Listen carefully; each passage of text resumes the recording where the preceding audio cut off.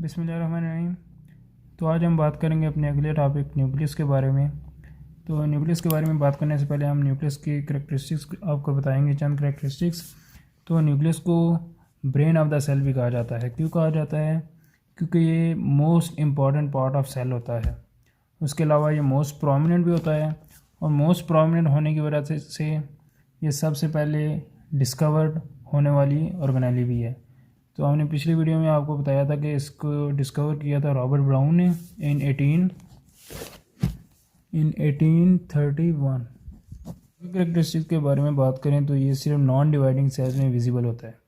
यानी कि अगर सेल अपनी डिवाइडिंग फेज में है तो न्यूक्लियस हमें विजिबल नहीं होगा। क्यों विजिबल नहीं होगा? क्योंकि प्रोफेज के दौरान हमें पता है कि जो न्यूक्लियर मेम्ब्रेन है वो डिसअपीयर हो जाती है और न्यूक्लियस जो है वो प्रोमिनेंट नहीं रहता।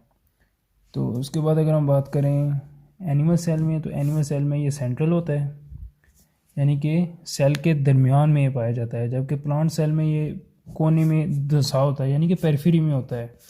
क्यों पेरिफेरी में होता है? क्योंकि प्लांट सेल में वैक्यूल जो है वो सेंटर में होता है और वो लार्ज वैक्यूल होता है, जिसकी वजह से जो न्यूक्लियस है वो पेरिफेरी में शिफ्ट हो जाता है।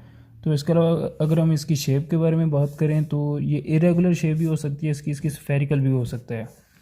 ठीक है।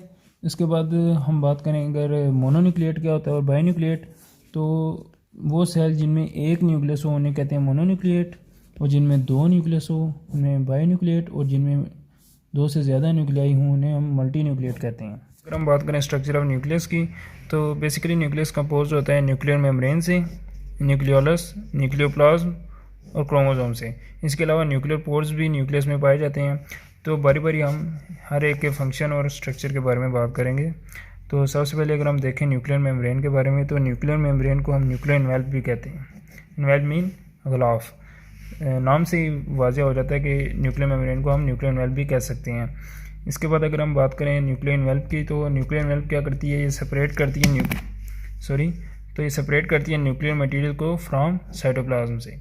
यानी कि देखें न्यूक्लियस है और न्यूक्लियस के बाद न्यूक्लियर मेम्ब्रेन है।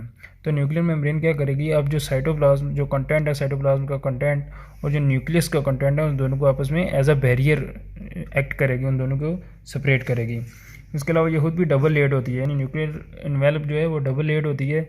जो आउटर सरफेस होती है वो एंडोप्लाज्मिक रेटिकुलम के साथ कंटिन्यूस होती है, जबकि जो इनर सरफेस है यानी इनर जो लेयर है वो न्यूक्लियर मटेरियल के साथ कंटिन्यूस होती है। तो उसके बाद अगर हम बात करें न्यूक्लियोलस की, तो न्यूक्लियोलस बेसिकली क्या होता है? न्यूक्लियस के अंदर डार्कली स्टेन्ड बॉडी होती है और नॉन मेम्ब्रेनियस होती है, यानी कि इसके गिर्द कोई मेम्ब्रेन मौजूद नहीं होती। तो इसका फंक्शन क्या है? ये राइबोसोम सिंथेसिस की फैक्ट्री होती है, यानी कि राइबोसोम्स यहाँ पे सिंथेसाइज होते हैं। तो अगर हम देखें न्यूक्लियोलस का फंक्शन ये इंतहाई इंपॉर्टेंट है कि राइबोसोम्स कहाँ पे, अक्सर एमसीक्यू आ जाता है कि राइबोसोम्स की सिंथेसिस कहाँ पे होती है। तो राइबोसोम्स की सिंथेसिस होती है न्यूक्लियोलस में। उसके अलावा इसके दो रीजन्स होते हैं, एक सेंट्रल फिब्रल, और जो पेरिफेरी में होता है उसको कहते हैं पेरिफेरल ग्रैनुलर एरिया, यानी कि वो ग्रैनुलर होता है, और जो सेंट्रल होता है वो फिब्रल एरिया होता है। इस तरह जो ग्रैनुलर एरिया होगा वो किससे मिलकर बना होता है? वो प्रिकर्सर ऑफ राइबोसोमल सब यूनिट, यानी कि राइबोसोम की जो सब यूनिट्स होते हैं, आपको पता है राइबोसोम के दो सब यूनिट्स होते हैं, एक लार्जर सब यूनिट और एक स्मॉलर सब यूनिट्स।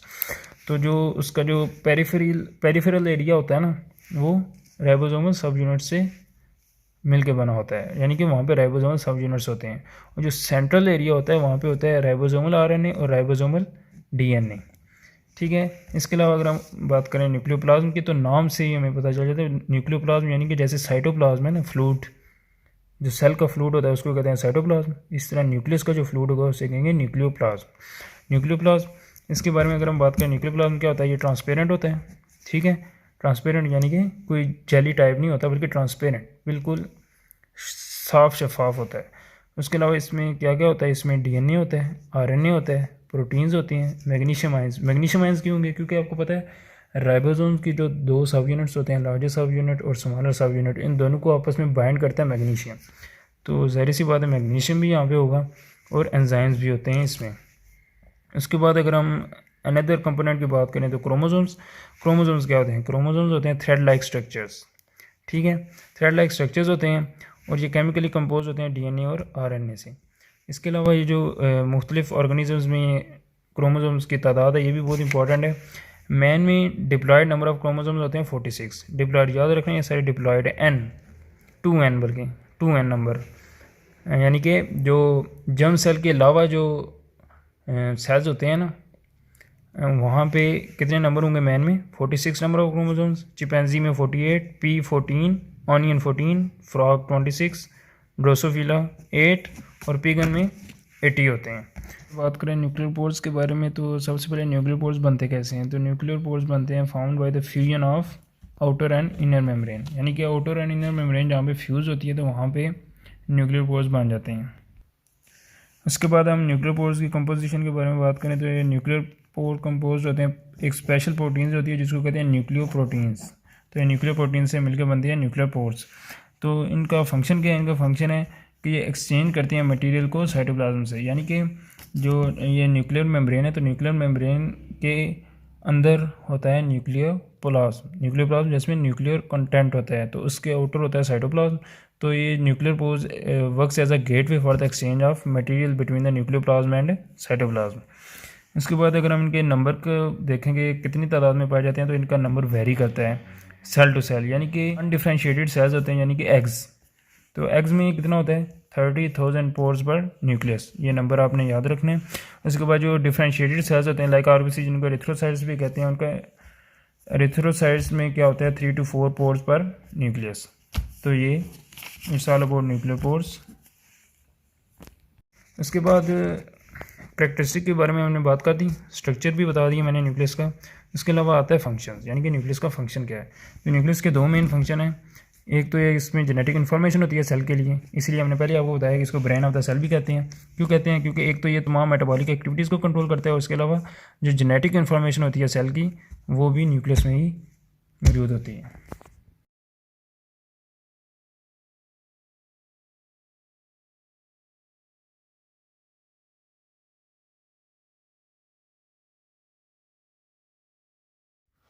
तो बढ़ते हैं इसके एमसीक्यूज़ की तरफ। Function of nucleolus is to make alpha DNA, beta RNA, Charlie ribosomes, delta chromosomes. तो ये बहुत ही इंपॉर्टेंट एमसीक्यू है, तो इसे देख लीजिएगा। तो इसका सही आंसर है राइबोसोम्स, चार्ली। इसके बाद अगले एमसीक्यू की तरफ जाएंगे। How many nuclear pores are present in RBC.